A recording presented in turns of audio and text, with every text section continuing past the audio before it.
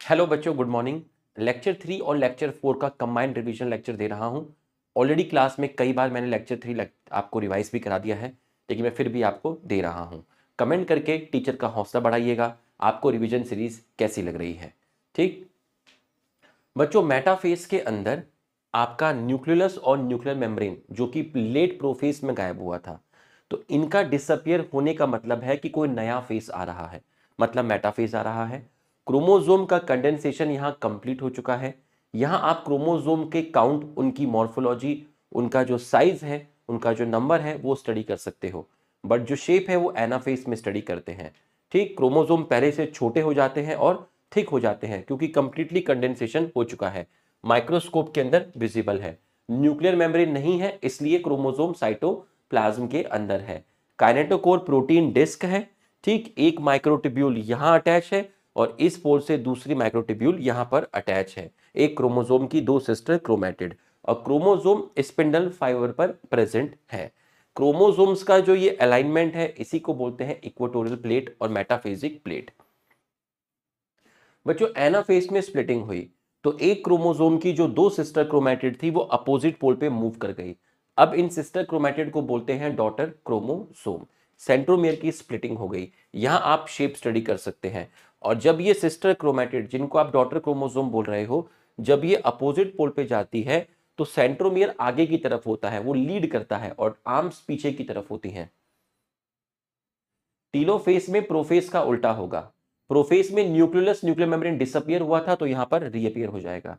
Profess में आप chromatin से क्रोमोसोम की तरफ गए थे, यहां क्रोमोसोम से क्रोमैटिन की तरफ जाएंगे। मतलब क्रोमोसोम जो अपोजिट पोल पर कलेक्ट हुए थे, क्रोमोसोम जो अपोजिट पोल पर कलेक्ट हुए थे वो डीकंडेंस हो जाएंगे और क्रोमैटिन का रूप ले लेंगे। मतलब अपनी आइडेंटिटी और अपनी इंडिविजुअलिटी को वो लोग लूज कर रहे हैं। ठीक, और यहां अपोजिट पोल पे जो क्रोमोसोम डीकंडेंस होकर क्रोमैटिन बना चुके हैं, उनके चारों तरफ न्यूक्लियर मेम्ब्रेन आ जाएगी। तो ये दो आपके न्यूक्लियस बन गए हैं और एक आपकी सेल बन गई है। अब यहीं पर साइटोकाइनेसिस भी होता है। टीलोफेज में साइटोकाइनेसिस भी होता है। तो जब टीलोफेज में साइटोकाइनेसिस होगा तो इससे आपकी दो सेल बनेगी। ये साइटोकाइनेसिस के बाद बनेंगी दो सेल। ये स्टेज भी टीलोफेज में ही होती है। तो ये चार क्रोमोसोम यहां आ गए, ये चार क्रोमोसोम यहां आ गए। मतलब डीकंडेंस फॉर्म ऑफ क्रोमोसोम चार यहां है, चार आपके यहां पर है। अब आप देख सकते हैं जितने क्रोमोसोम आप पेरेंट सेल में लेके चले थे उतने ही टीलोफेज में है। जितना डीएनए लेके चले उतना ही टीलोफेज में हर एक सेल में है। जितना क्रोमोसोम में एक क्रोमेटिड स्टार्टिंग में था, टीलोफेज खत्म होने के बाद, साइटोकिनेसिस खत्म होने के बाद एक क्रोमोसोम में एक क्रोमेटिड है। बच्चों, उसके बाद था साइटोकाइनेसिस। ठीक है, जहां पर आप एनिमल और प्लांट के अंदर पढ़ते हैं। एनिमल में बाहर की तरफ सेल मेम्ब्रेन है और अंदर एक रिंग बनती है माइक्रोफिलामेंट की, और उसके अंदर एक्टिन मायोसिन प्रोटीन होते हैं जो कि कॉन्ट्रेक्टाइल है। तो ये प्रोटीन कॉन्ट्रेक्शन करेंगे, रिंग कॉन्ट्रैक्ट करेगी तो रिंग छोटी हो जाएगी, जिसकी वजह से मेम्ब्रेन अंदर की तरफ खींची चली आएगी क्योंकि ये रिंग मेम्ब्रेन को टच करती है। तो ये जो चीज बनती है इसको क्लीवेज फरो बोलते हैं। और ज्यादा कॉन्ट्रैक्ट करेगा तो जो क्लीवेज फरो है वो और ज्यादा डीप होगा और सेंटर पे मीट कर जाएगा और आपकी दो सेल फॉर्म्ड हो जाएंगी। इस तरीके से साइटोप्लाज्म का डिस्ट्रीब्यूशन होता है। तो आप यहां बाहर से सेंटर की तरफ आए, पेरिफेरी टू सेंटर आए, टुवर्ड सेंटर आए, आप इसको बोलते हैं सेंट्रीपिटल। प्लांट के अंदर थोड़ा सा अलग होता है क्योंकि प्लांट की जो सेल वॉल है वो स्ट्रेच नहीं कर सकती है, वो इनएक्सटेंसिबल है, हार्ड है, रिजिड है। तो टीलोफेस में मैंने आपको बताया था रिवर्स ऑफ प्रोफेस होता है। तो टीलोफेस में स्पिंडल फाइबर भी नहीं रहेगा क्योंकि प्रोफेस में स्पिंडल फाइबर बनता है, टीलोफेस में डिसॉल्व होता है, तो डिसॉल्व हो चुका है। थोड़ा सा स्पिंडल फाइबर सेंटर में बचा है जिसको आप फ्रेगमोप्लास्ट बोलते हैं। इसके साथ मिक्स हो जाते हैं वेसिकल, किसके? गोल्गी बॉडी के और ईआर के, और एक स्ट्रक्चर बनता है सेल प्लेट बोलते हैं।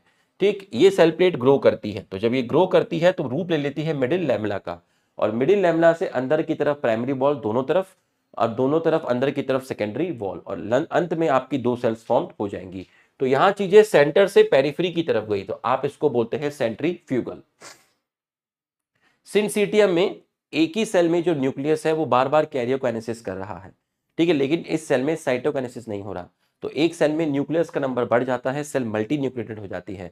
इसको सिंसीटियम बोलते हैं। नारियल का जो पानी है उसको एंडोस्पर्म बोलते हैं, और उसके अंदर थाउजेंड्स ऑफ न्यूक्लियस मिलते हैं, वो इसका एग्जाम्पल है। ये दो क्वेश्चंस मैंने आपको कराए थे। बच्चों, significance of mitosis. Mitosis diploid cells में रेस्ट्रिक्टेड है, ठीक है, लेकिन लोअर प्लांट जैसे एल्गी हो गया, ठीक, कुछ सोशल इंसेक्ट हो गए, जैसे मैंने बोला हनी बी, इनके अंदर माइटोसिस हैप्लॉइड सेल में भी होता है। जैसे ड्रोन मेल को बोलते हैं, इसमें माइटोसिस होता है, लेकिन जो रानी मक्खी है फीमेल, उसके अंदर मियोसिस होता है। ठीक, इसमें वर्कर्स भी होते हैं, एक पॉपुलेशन और होती है क्वीन और ड्रोन के अलावा वर्कर्स। ठीक है, तो वर्कर्स स्टेराइल होते हैं, ठीक, और वो भी डिप्लॉयड होते हैं, तो उसकी भी मैंने बात नहीं की है, वो आप जूलॉजी में बात करते हैं।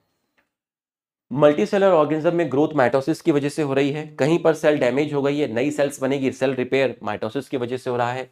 जितने क्रोमोसोम माइटोसिस में पेरेंट सेल में है, उतने ही माइटोसिस के बाद हैं। इसका मतलब दोनों में क्रोमोसोम्स के नंबर बराबर हैं, और माइटोसिस में क्रॉसिंग ओवर नहीं होता, तो वेरिएशन नहीं आती, तो जेनेटिक कॉम्प्लीमेंट दोनों का क्या है, सेम है। इंटरफेस में सेल के अंदर साइटोप्लाज्म और न्यूक्लियस का कंटेंट डबल हुआ, तो न्यूक्लियोसाइटोप्लाज्मिक रेशियो डिस्टर्ब हो गया। इसको मेंटेन करने के लिए डिवाइड करेंगे तो अब पेरेंट और डॉटर का न्यूक्लियस और साइटोप्लाज्म का कंटेंट सेम है, मतलब न्यूक्लियोसाइटोप्लाज्मिक रेशियो मेंटेन हो गया। अपर लेयर ऑफ स्किन, जो मैं एपिडर्मिस बोलता हूं, स्किन की सेल डैमेज होती रहती है, नई सेल्स फॉर्म होती रहती है। स्टमक में अंदर एचसीएल प्रेजेंट होता है, तो एचसीएल के क्लोज जो सेल्स होती हैं वो डैमेज होती रहती हैं। ठीक, आरबीसी ब्लड सेल्स हो गया, 120 डेज के बाद नया सेल्स आएगा। ठीक, रूट और शूट के टिप पर आपके मेरिस्मेटिक सेल्स मिलते हैं, उनको एपिकल मेरिस्टेम बोलते हैं। Shoot apical meristem, root apical meristem, और ये सेल्स कंटिन्यूअसली डिवाइड करके रूट और शूट की लेंथ बढ़ाते हैं। रूट और शूट के लेटरल साइड पर भी कुछ मेरिस्मेटिक सेल्स मिलते हैं, जिनको आप लेटरल कैम्बियम बोलते हैं। ये डिवाइड करके रूट और शूट का चौड़ाई बढ़ाते हैं, गर्थ और डायमीटर। मियोसिस में आपको बताया था कि मेल और फीमेल दोनों में 46 क्रोमोसोम है। गैमेट फॉर्मेशन, जिसको आप गैमेटोजेनेसिस बोलते हैं, वो मियोसिस से होता है। तो स्पर्म और एग में आधे क्रोमोसोम आए, मतलब मियोसिस ने क्रोमोसोम के नंबर को हाफ किया, रिड्यूस किया। ठीक, और मियोसिस कहां हुआ, डिप्लॉयड सेल्स के अंदर हुआ। आपका क्या बना, हैप्लॉयड सेल्स बना। तो मियोसिस हैप्लॉयड ही लेकर आता है, किसके अंदर, डिप्लॉयड सेल के अंदर। मियोसिस ने क्रोमोसोम के नंबर को रिड्यूस किया, इसलिए आप इसको रिडक्शनल डिवीजन बोलते हैं। फर्टिलाइजेशन होने के बाद वापस से चीजें, जो बच्चा पैदा हुआ उसमें 46 क्रोमोसोम हो गए, तो एक जनरेशन से दूसरे जनरेशन में आपके क्रोमोसोम के नंबर मेंटेन हो गए। ये थोड़ा ब्रॉड था। मियोसिस जो है, आपके पास एक पेरेंट सेल आई से, उसके अंदर 30 क्रोमोसोम है और डीएनए का अमाउंट कितना है, 2C है। जब ये इंटरफेस करेगी तो इंटरफेस में डीएनए रेप्लिकेशन होगा और सेंट्रियोल डुप्लीकेशन होगा, तो क्रोमोसोम का नंबर तो सेम ही रहा आपका। ठीक है, डीएनए का अमाउंट आपका डबल हो गया, 4C हो गया।